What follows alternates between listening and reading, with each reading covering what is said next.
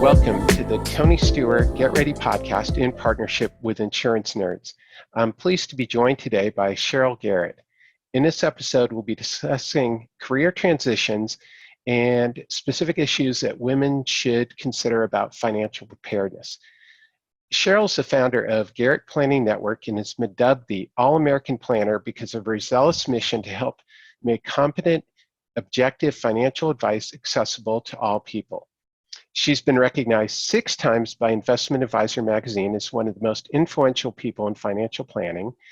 For the inaugural Investment News Icon and Innovation issue, Sheryl was one of 18 recipients of the 2016 Innovator Award, along with being the 2019 Icon.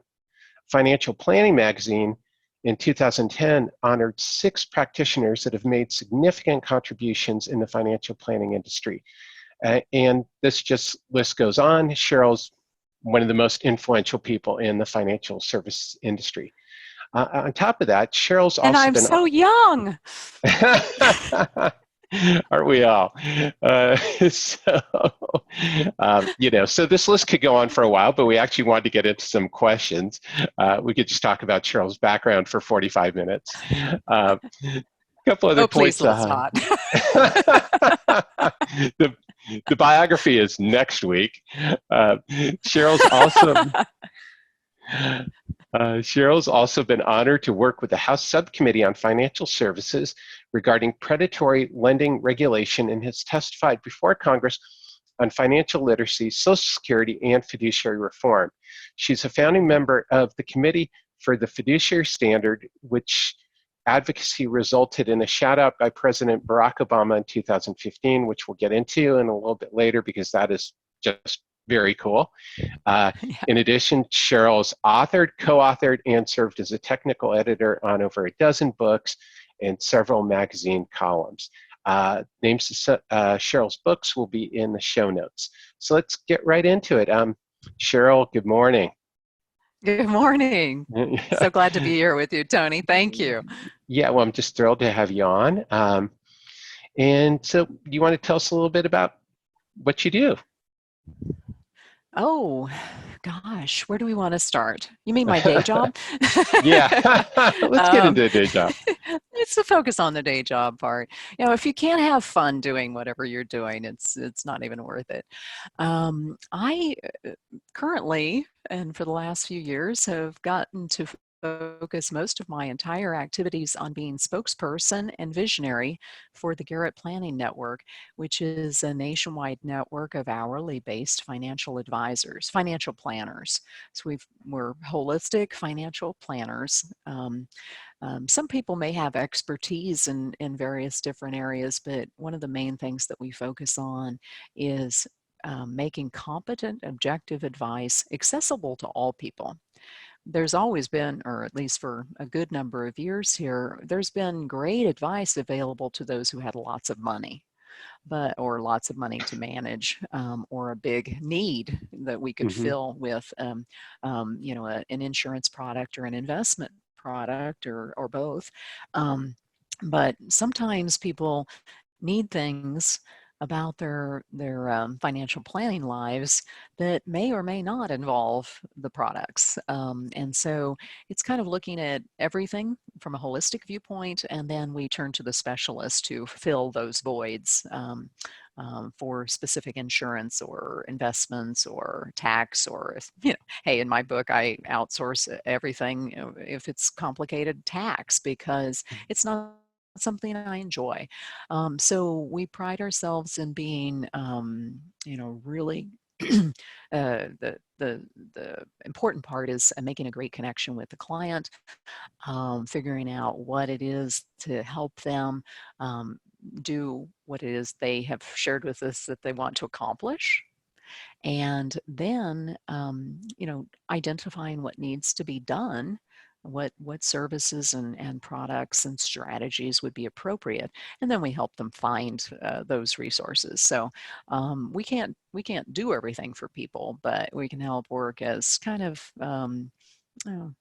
Everyone uses the term quarterback, but yeah, Hmm. this is the sense where you may be the quarterback, but you are using all of your specialty teams Yeah, in the game almost exclusively.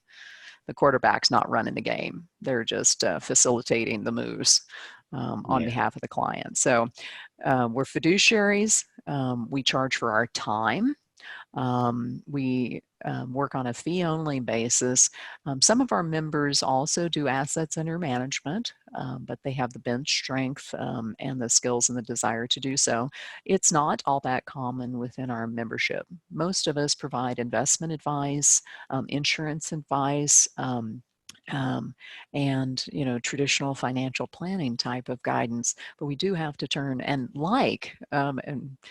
this is something that you and I, Tony, have talked about for years of getting people within the financial services industry to utilize each other, the various specialists within the industry. Is financial planning or the subject matter in financial services is so diverse that no one, well, okay, I can think of like 3 or 4 human beings I've ever met that truly are walking encyclopedias. But for the hmm, rest of us, having those specialists and knowing where to turn to get those experts in various areas and coordinate those on behalf of the client, or know who we would turn to for various goods and services is also a critical point of how we work with clients. So we don't try to be everything for everybody.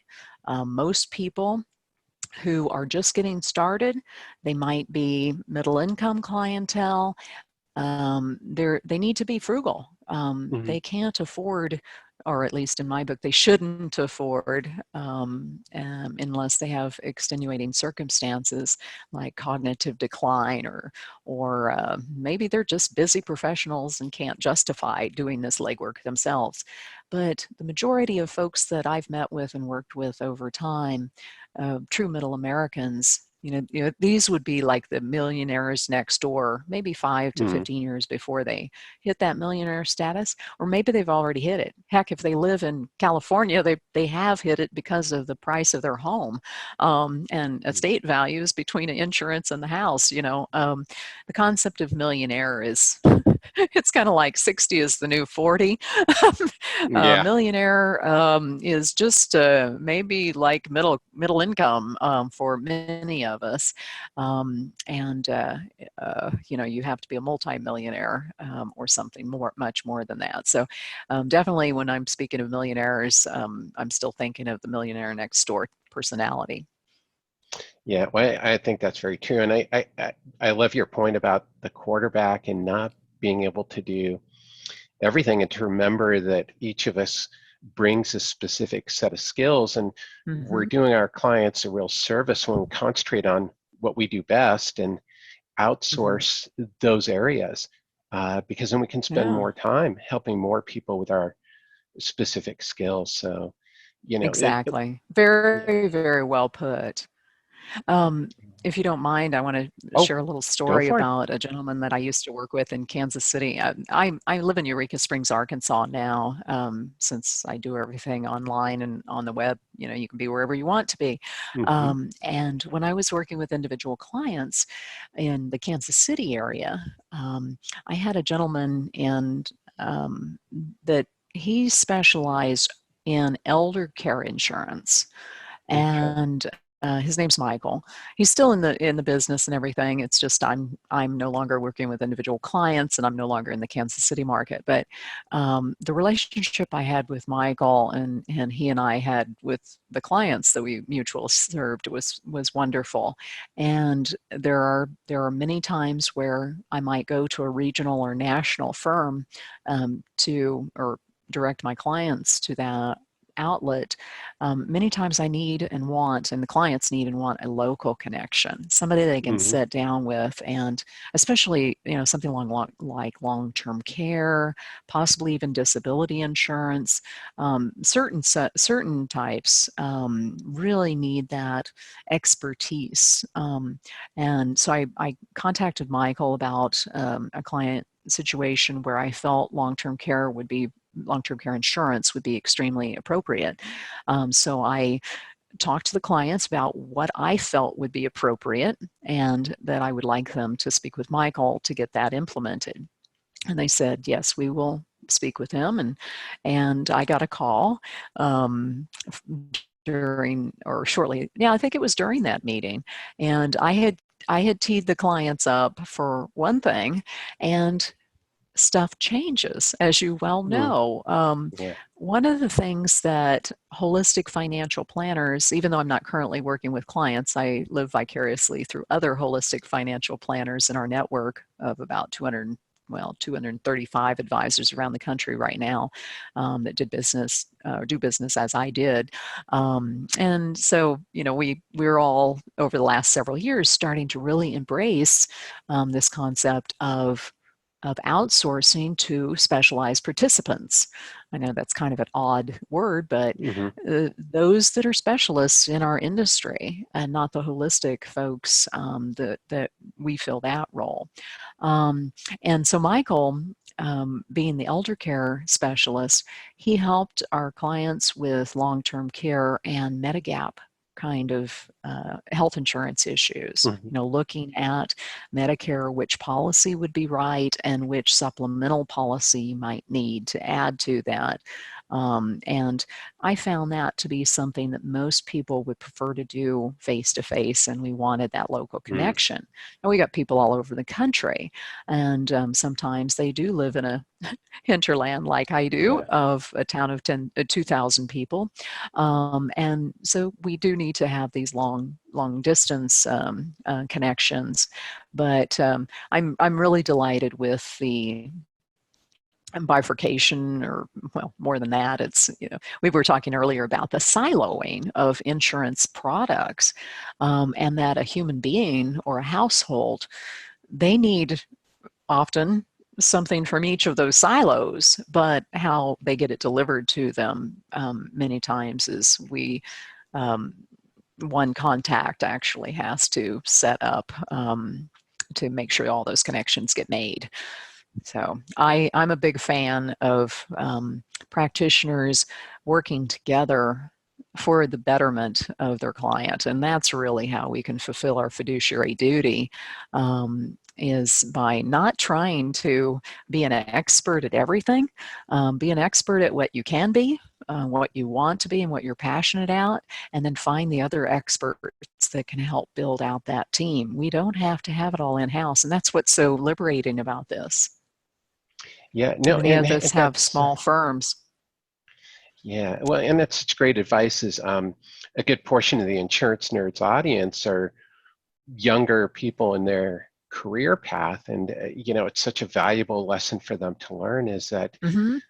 connect with other people, and Yes.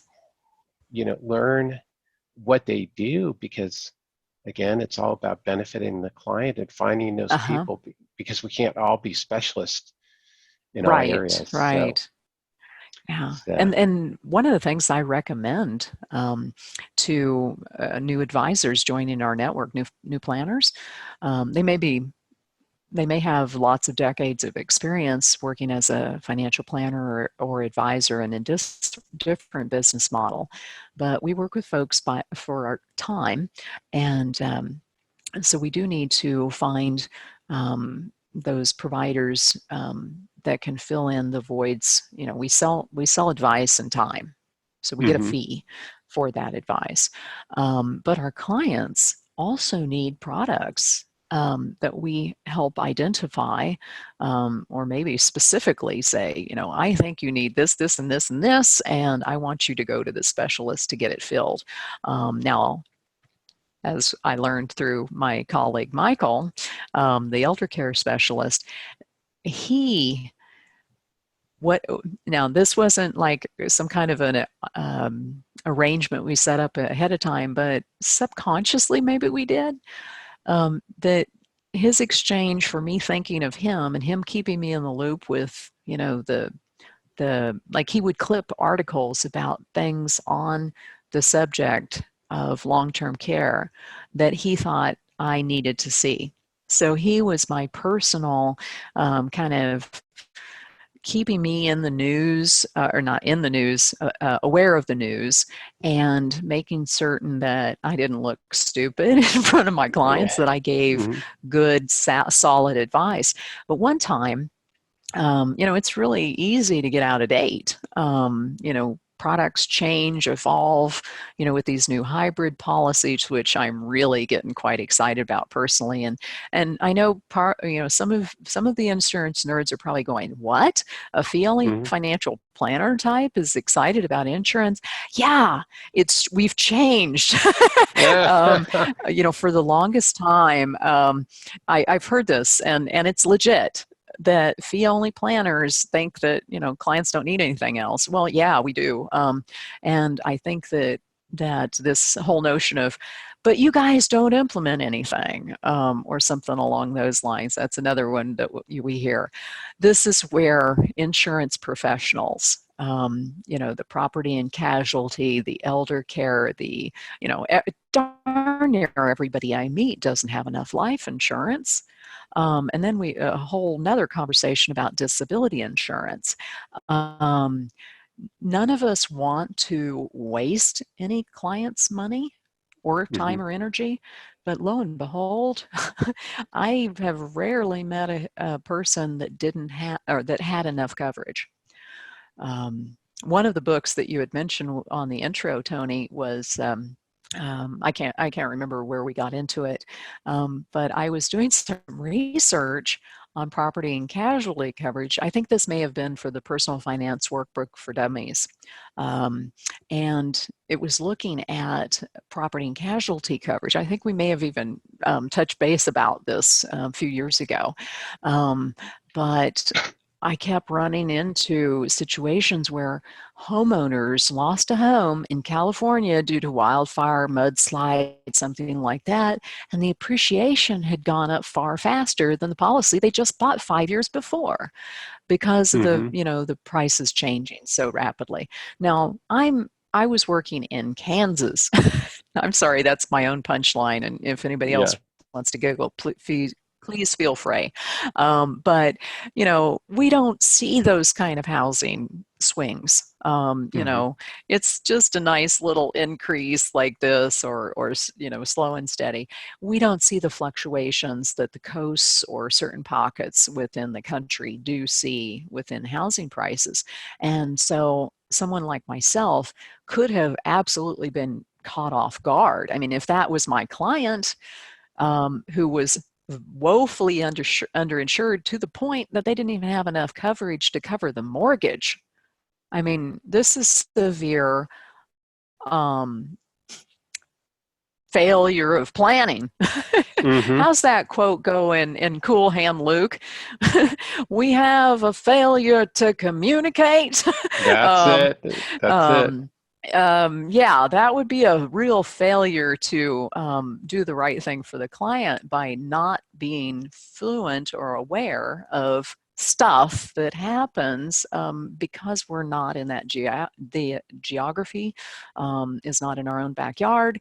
If we have nationwide clients, and we're not addressing these one-on-one situations. So that's one of the other reasons why a local, or at least local representatives of a national presence, or at least a local presence there to give us the kind of guidance and expertise. Every state's different. Mm-hmm. And then all these various lines of insurance are different. We financial planner types, whether or not we are licensed to sell insurance, we can still, and my group are not, a lot of, all fee only financial planners like the NAPFA organization, the National Association of Personal Financial Advisors, which is pushing 400, or excuse me, 4,000 members. Our group, the XY Planning Network, the Alliance of Comprehensive Planners, and many others are fee only financial advisor networks or membership associations. And all of us either don't have the legal authority, due to licensing or consulting licenses, to either analyze or evaluate insurance products to their fullest extent. We definitely don't have the ability to provide them, sell Hmm. the product and implement it. And our clients need that. So it would be in everyone's best interest to work together on behalf of the client. And so we need these specialists. We need you all as financial advisors. Well, It takes a village. definitely. Well, and I think the key point that I'm hearing there is that it's looking at the products and services that the client needs rather than the products Hmm. and the services that you want to sell. Uh, Yeah. and I think that's been a big issue in the insurance industry. And I Hmm. think that's what's so unique about the work that Garrett Planning Network does and other financial advisors is because you're trying to answer that question of, Hmm. okay, instead of trying to get that square peg in a round hole, Hmm. what do we have to Yeah. fill? Yeah. What are those holes in the client's coverage? When we review the Hmm. coverage, do they have the right coverage to rebuild if something should happen, rather than, you know, I need to sell them an auto insurance policy. Hmm. Well, maybe you don't need to Exactly. sell them the auto insurance policy this year. So, Hmm. that's so valuable. So, how did you get into this, because this is not the typical way that the financial services industry thinks. How did you get Yes. here? I am atypical. That would be my one of my highest compliments, actually. um, yeah. Um, I launched well, backing up just a step. I got started in the industry in late 89, 89, 80, 86, 87 time period with IDS, Ameriprise. Oh, yeah. And it was one of the few places that, you could get started in financial services if you had no background. And I had Mhm. zero background. I mean, I might have had one semester of something in college that had anything to do with any of this. Unlike many of the students graduating from certified financial planning programs and similar type educations in college, I came out of college with I enjoyed learning, but I studied sciences because that's what I was good at. And I wanted to have a job where I made a difference.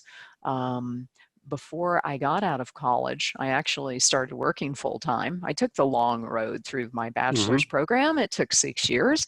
Um, and started working full time during that period and started like maybe working in science lab tech type thing or any of that. I didn't have the whatever you want to call it, energy, passion, whatever it takes to be a medical doctor. There's a lot of nurses in my family, but I thought, I have to be unique. Hmm. I can't just be a nurse. That would be very stereotypical for my family. So I want to be something different.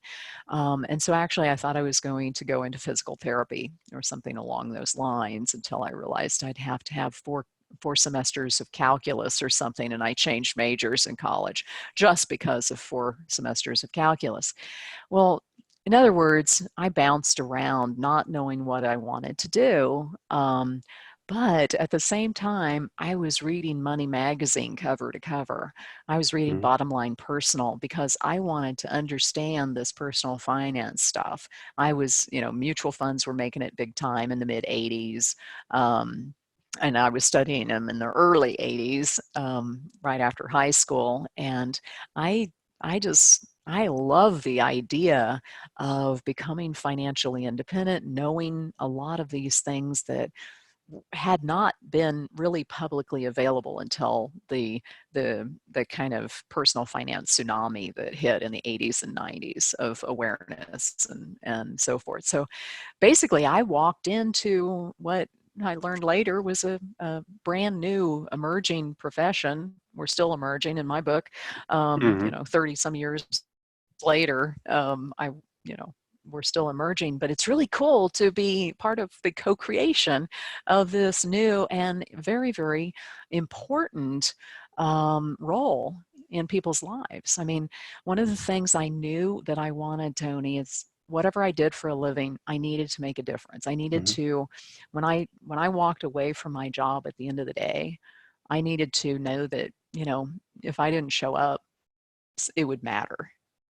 You know, I Yeah. wasn't just I actually, what I do would fall in the category of business, Mhm. or entrepreneurship or something like that.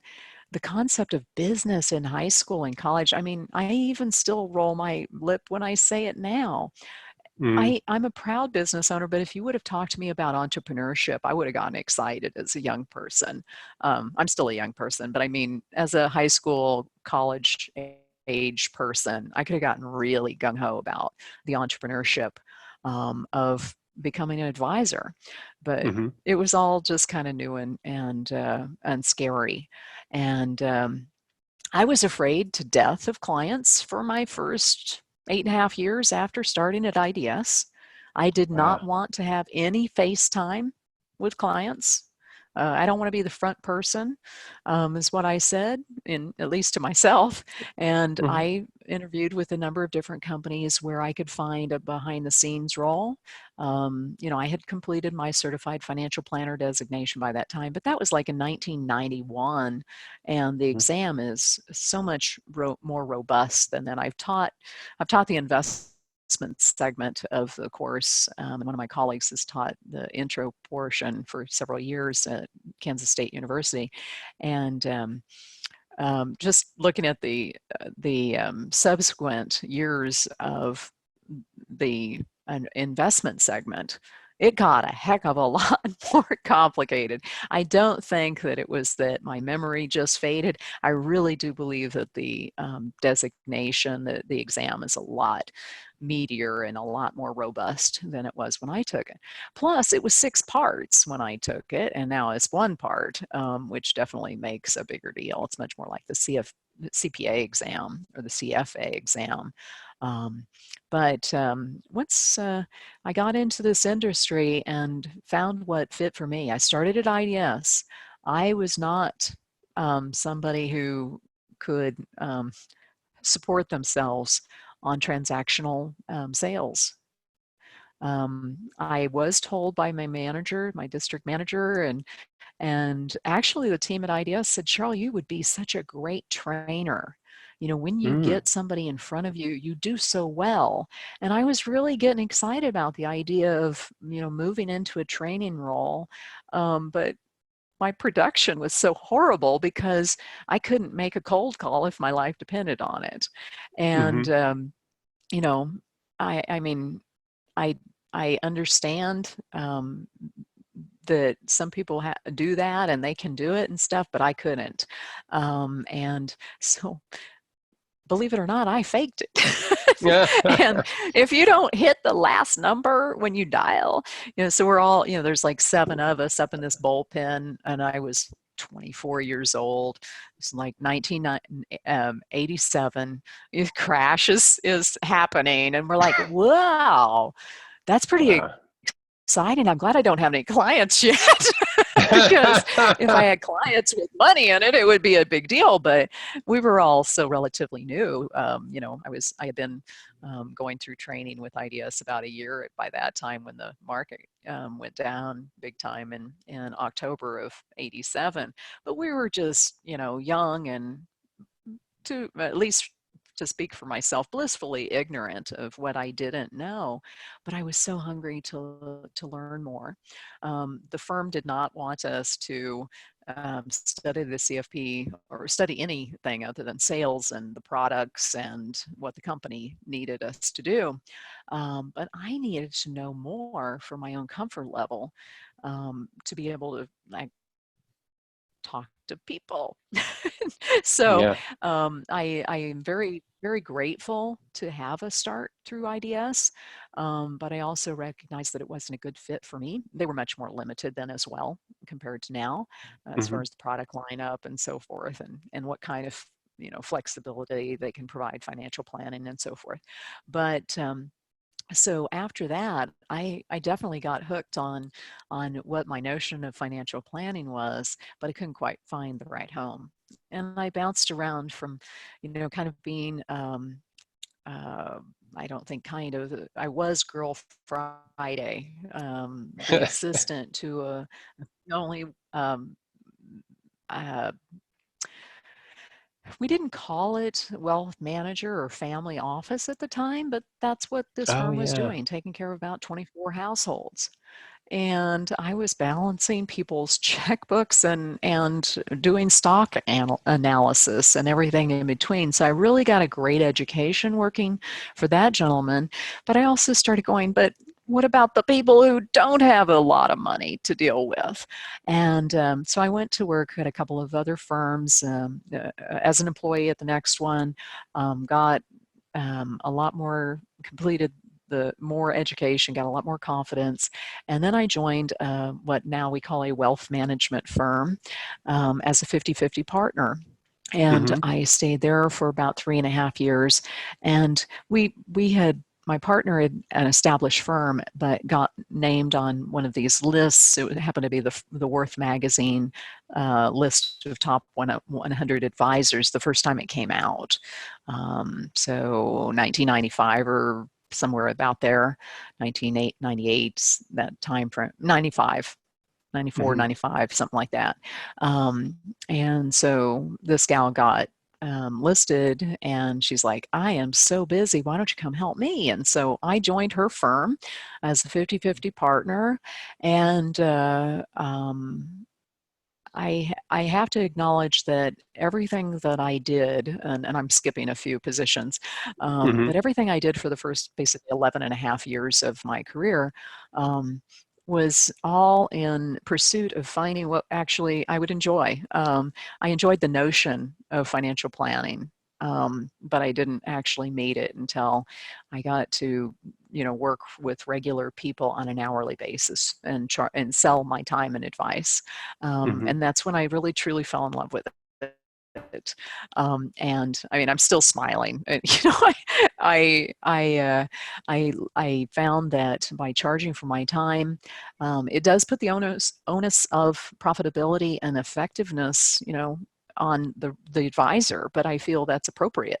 And as fiduciary, being able to do what I felt was in my client's best interest was a lot easier with being the boss, without Mm-hmm. having somebody say, Cheryl, you need to do this, this, and this before the end of this week. The clients are the bosses for us. And then I have the opportunity to need to go out and find how to fulfill everything that the client needs. And that's when we talk about the specialized participants, namely insurance, ongoing investment management, because I no longer provided that. At parts of my career I did, and I Mm-hmm. actually got into the CFA program, Chartered Financial Analyst program, because I thought I wanted to be a mutual fund manager. I got over that after about a year and a half, but I did have that illusion for a while, and luckily I recognized that I really am much more of a holistic um, advisor and would like it to be that way. And I appreciate those who are much more specialized in their area, and I can turn to them. Like if someone came to, and I definitely had these examples of clients coming to me, and perhaps the situation was, we're curious about, maybe, would a CRUT or a family limited partnership or both be appropriate? Well, I knew enough about what those tools were to be able to say, and there were a couple of situations where the clients introduced or brought it up to me. Hey, Cheryl, do you think such and such would be appropriate for me? And it's like, yeah, actually, come to think of it.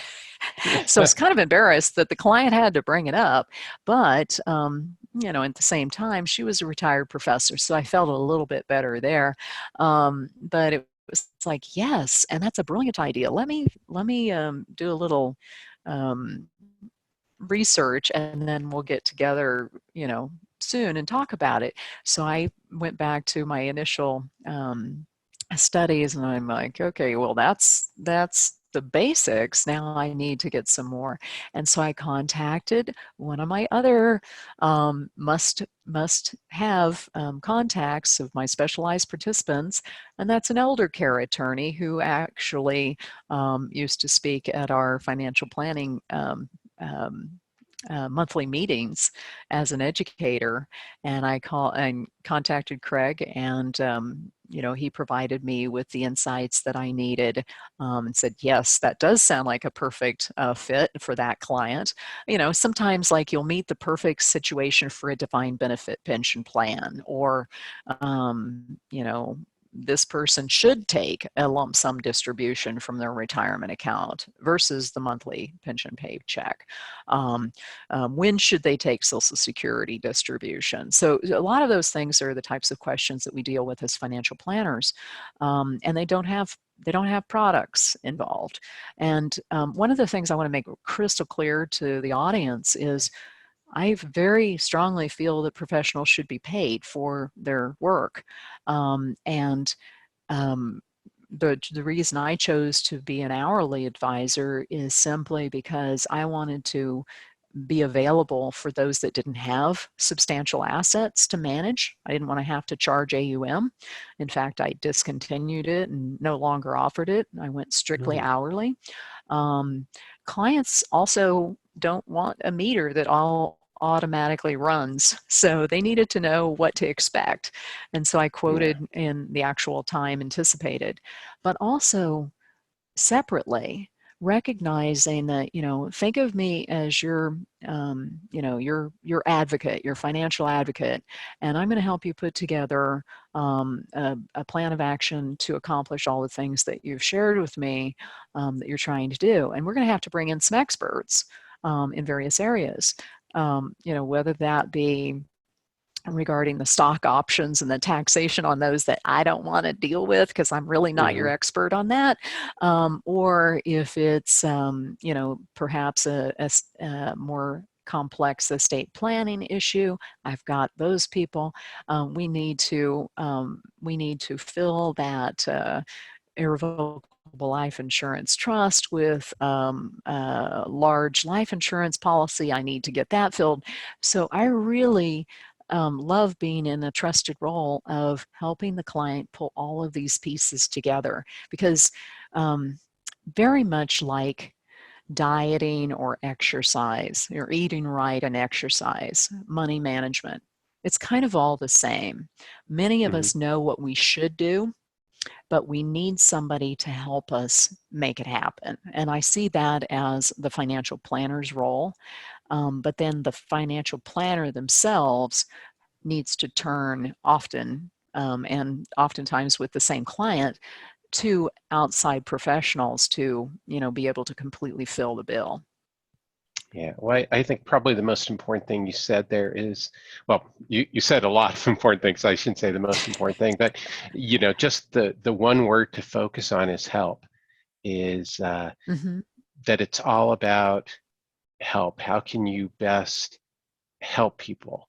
Mm-hmm. And with your career transition, and your focus is Yes. first you were, finding where you fit, and so many people entering, professional services, I guess, whatever you want to call Mm-hmm. it today, are going to go to so many different things that, finding what you like and what your talents are, and Yeah. how you can help people is really what it's about, and Mm-hmm. how you work with other professionals. Mm-hmm. I want to get into one more deep question with you.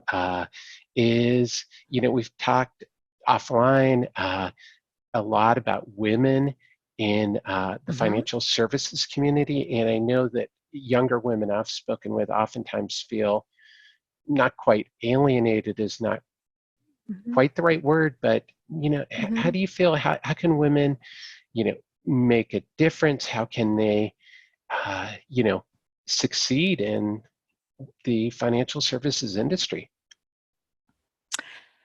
Thanks for bringing that up, Tony. I don't have all the answers, that's for sure. One of the things that, that helping profession, I think definitely when women can see themselves in roles that they feel like that, you know, men and women just, or female, male, we all have, um, hopefully, we all have some of those characteristic traits of both male and female. And, I hate to stereotype, but then she Hmm. goes off and does it. But if you think about, if we wanted to think of men at the highest level and women at the highest level when it comes to money and what money means to men in their lives and women, and oftentimes for men. These are no judgments at all. These are just kind of Hmm. generalization statements, but it's important to think about is for men, it may be power or status.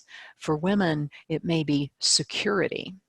Hmm. Those are often, quite different. They might mean the same thing, like if I have everything covered financially, if I have a big pile of money, I feel a level of prestige, I feel a level of power, and my wife is feeling secure, so it might get solved in the same way, but it's the emotions that we need to address. And I don't care, folks, when you hear people arguing that, but they got the best return. That's not, fiduciary doesn't say it has to be the cheapest thing or the best return or whatever. It says you have to do what's in the best interest of the clients. And if that means harmony at home and the ability to sleep comfortably, even if it means a little less return, but a lot more comfort, then that's the right thing. And so it's a lot of art versus science. And that's when I see women can be really extraordinary at this because of their probing, the Hmm. nurturing skills, the types of questions, the consultative nature that a lot of women feel quite natural. Especially through a support situation. I attended or have a handful of times, and it's a great conference if anybody listening hasn't been to this, the Institute of Certified Divorce Financial Analysts. I know there's more than one organization for divorce specialization and training, but I went to their conference, and looking out at the audience, just eyeballing, I'd say it was probably about 60-65% women, and men who really feel quite comfortable with that consultative role. And it was great. And also in financial life planning conferences, and when we start looking at financial wellness, and outside of how do you get the best investment return as fast as possible, when you move outside of those subject areas, you start seeing a lot more women. We were talking about a fellow mutual friend of ours just before we got on this conversation. Her name also is Sheryl, spelled the same, Sheryl. And um, so, it's Sheryl Brown. She's doing some Hmm. great things in females in finance, and Tony is on one of the what is officially the category, or the team that you're helping to be Uh, on. Male Ally Network. It just a That's right. side. I'm a man. It's pretty. I like it. It's clever. Yeah, And just as a side it note, is. Cheryl is going to be a guest on the podcast probably in about a month for those Oh, who listen to the excellent. podcast. So, Uh-huh. so we could. And so I think it's fabulous when we start recognizing there's so many of us in this industry, and there's so many different clients and client needs. And so, trying to be everything to everybody, nobody can, nobody wants to in real life. I mean, at first, when you're supposed to, go out and get as much business as possible, you think so, but really, finding those right fit. When I started being able to work with the types of people that I felt most comfortable with. It would be basically like my neighbors, my friends, the people I grew up with. My father was raised with a very poor background, and he met a woman in high school who had a car. I mean, she was hot stuff. That's my parents. Yeah. And just almost 70 years later, they're still doing great as a wonderful couple. But they came from very, very different financial places in their worlds, and it was hard on my mother's father to ever feel that my dad could take care of her Hmm. as he could, and so it's really interesting. But these are some of the things that we're moving into, and as one of our longtime female leaders in this industry once said, I'm not going to name names just for her own protection, but it was a beautiful quote. So she beautiful in a horrible way. It's not meant horrible, but it's true. It's like we were expressing some frustration about something at one point. She said, "But people die." And the point is, stuff changes. We evolve. Yeah. The industry evolves. Folks, we have been insurance. The parts of insurance have been the same for hundreds of years, but there's elements of insurance that are changing, like these new hybrid policies and longevity insurance and things like that, that are almost brand new to many of us, or Hmm. relatively brand new. And then you take another chunk of the financial planning arena, maybe retirement plans or employee benefits or tax, or all these other areas, including investments, and there's just too much for any one human being to be able to handle capably. And so when it gets down to it, I think it's communication. Hmm. What is it that you want? What is you're trying to accomplish? How best can we do it? And what I found, and I'm loving, is sometimes, and some of my favorite stories to share when I've worked with clients, or even just had conversations with people after I discontinued working with individual clients, and now I'm exclusively working with advisors. But I still talk to the public periodically, and to find that I have some things that they can be very valuable to them. One of my favorite stories, as far as to try to identify, what the heck is a financial planner versus a money manager, or versus, some kind of other financial advisor. Um, Probably 10 or so years ago, I was at a book talk, one of these books that I co-authored or participated in or wrote, whatever, came out, and I was in Minneapolis area at a bookstore, an independent bookstore, and in the back of the bookstore, they have a little gathering room, and 10 or 12 of us were in that area. I had chatted for a few minutes about the book that had come out, and I asked the audience if they had any questions about anything that they had heard, or anything they might want to ask a financial advisor type or financial planner. And one lady shared that she was 52 years old, and she had a little over $50,000 to invest, and she wanted to know how I thought she should invest it for retirement. Well, you could jump right in and say, you could set up a mutual fund or set up an account with such and such. But, really, that probably wasn't the point, or not the issue that we should focus so much on.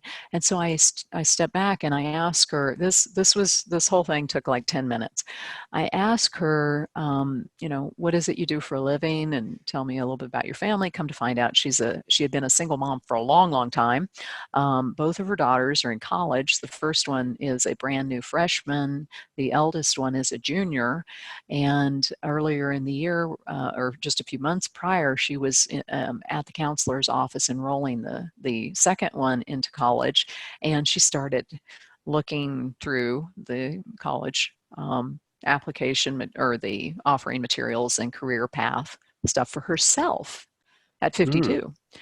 Wow. She was working in a part-time position making $13,000 a year, and Wow. they made ends meet. These people are miraculous. I have goosebumps just thinking about what they were able to accomplish.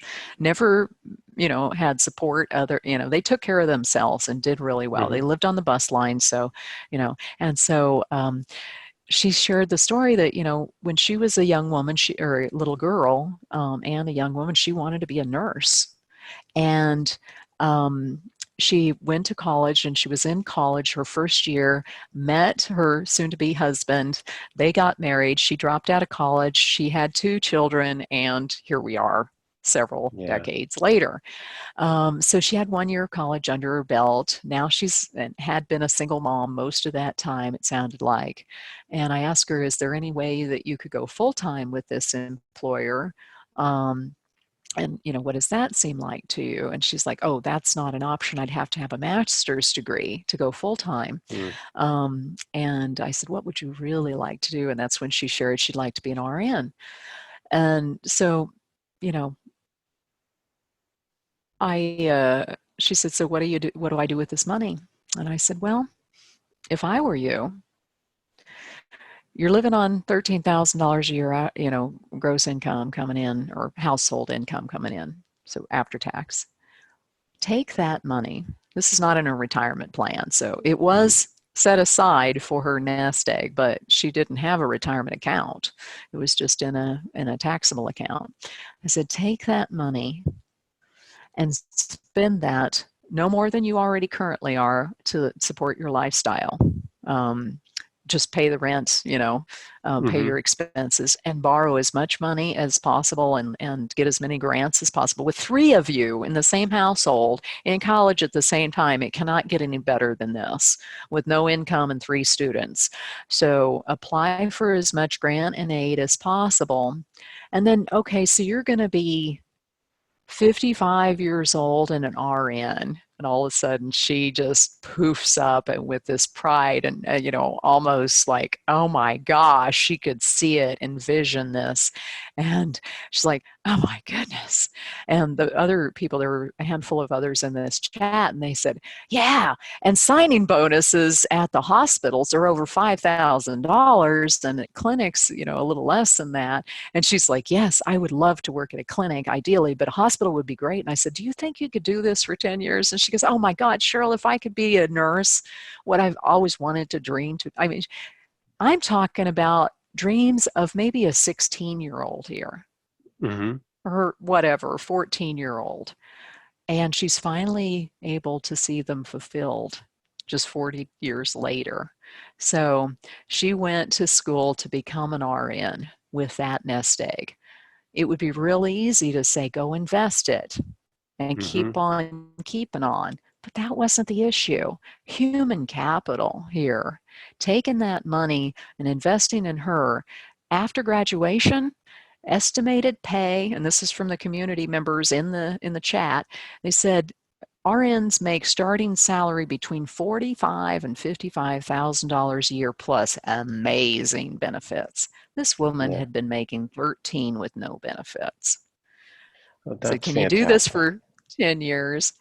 I'll do this until I drop. She started crying. This is what makes me love what I do. And that is why I love the freedom of getting able to charge for my time instead of the product that fits. Because in this equation, there was no product.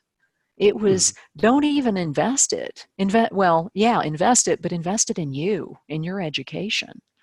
And, sometimes it's not so easy to just, that's the answer. But with that situation, I think that really illuminates the difference between what a holistic financial planner or financial life planner might be thinking and what your stereotypical financial planner or investment advisor might think when asked a similar question. And so I love the holistic nature and really looking at all resources. And like the home. And I had one client, actually it was a prospective client. She wanted to hire me, but she was she was already cash flow short. And we talked about an income, turning her home into having an income suite. And I gave her some contacts at our county extension agency that actually help pair older people with able-bodied folks that can help out with some of the care and maintenance of the home or the homeowner. And actually, that was the solution that she needed at the time. So it was county resources and just thinking outside the box. So that's what I think makes this extra fun. But also, we have to know who our resources are, how to tap into them, know what kind of tools and strategies that we could get into, and how to find these people. Uh, So, Tony, how do we find those experts? You got some suggestions? I have a well, couple of what I tell planners to do, but I'd like well, what? the insurance specialist to know. Well, I think the way I've met people over the years is just to connect with people and to listen. Uh, Uh-huh. that listening is the best skill we can practice. And Mhm. I met you. I've met so Uh-huh. many people across the industry, and I've been fortunate enough. The majority of my consulting practice, which I've wound down over the last year, is consulting for financial advisors, and Uh-huh. so Yeah. I've been fortunate enough to be able to connect with people that way. Yeah. So yeah, gosh, there's so much, and there's so much more we could talk about, but I think we need to wrap up and But I think everything. one thing I want to stress on this is that it's it's a lot more collaborative in our industry, Hmm. where specialists and generalists like myself and my colleagues in our network and peers, I think we're a lot more open-minded to, I know we have been guilty of saying, some people, no annuities, no whatever insurance, I'm just clamming up on all of that, or, none of those kind of investments or whatever. Um, a lot of us are recognizing that we cannot accomplish what we need to do without working in tandem with the right kind of experts. And so, we're all learning. We are changing and growing and outsourcing more and more. And so I think that's the big takeaway I'd like people to hear on this, is that we're all in the same industry, and we want the same outcome, is a great experience for the client, and to fill those needs, provide for what people need. And so simply an invitation that, yeah, some of us who had been probably mistaken, or not mistaken, but rightfully accused of being closed-minded, we're not so much that way anymore, and we are very much open, or need to be. So just keep at it. We need to be educated, as you specialists can help us to become, and we can. Oftentimes, we are in contact with a lot of the clients and um, people from the community that we might be able to serve. And so, without us connecting, we're really missing out. And Tony, you did a great job in reaching out to me through LinkedIn, and it's been years that we first connected. But I would encourage all that are listening to this message is, you have important skills and subject matter expertise that others need and want. And we're much more open-minded than we ever have in the past. So please give us a second or 18th chance. And with Well, that, well, I love that because it is all about helping people, and it's all that each of us brings a mhm. unique outlook and skills and perspective to the table. So, Cheryl, I mean, the last and most important question is, where can people learn more about what you're up to and to stay in touch with you? Oh, sure. Well, I am on Facebook and LinkedIn, and the Garrett Planning Network. It's Garrett, GarrettPlanningNetwork.com, and we're in process of updating the front part of our website, so it'll look different if you check in today and you check in a few months from now. But regardless, come and meet us, reach out and connect with us. We're always looking for the right kind of people and the right connections and the right companies and the right solutions. I mean, I can't believe, but I own a couple of products that I said I would, never think that I would even consider for a client. I own them Uh, myself. And so it was a combination between raising my understanding and education on the subject. And also, some of these tools have improved. There's, yeah. I don't think any of us would deny that. Um, and next for my bucket list is, and well, not, as far as financial planning, a longevity annuity. The, Interesting. the women in my family live a long time, and so longevity annuities, um, I think, and I'm also really, really high on hybrid policies that have a long-term care and life insurance or annuity benefit, depending on what the client needs. But as I mentioned earlier, everybody I've met needs life insurance. So having a hybrid policy that could work as life insurance and or long-term care might really fit certain cases, but also a longevity annuity. There's a lot of these products that for some advisors would be brand new. For others, I'm speaking to the choir and I'm out of date, but I'm telling you what a lot of my peers know and feel about things. So um, your role is critical. And then bringing up property and casualty, that's a whole nother thing. We need, let me know when you're doing more education and podcasts on property and casualty insurance. I'll bring the whole team because we need we could use more insurance nerd education in those areas as well. But Yeah. I think it's yeah, we're nerds, so whatever. But these we're getting some really, really cool tools and strategies out there. But sometimes the plain vanilla stuff is exactly what we need. But even if you got plain vanilla, um, uh, I assure you that financial advisor probably needs that connection and that education that you can provide. So, um, you know, we all can help fulfill the client's needs by working together.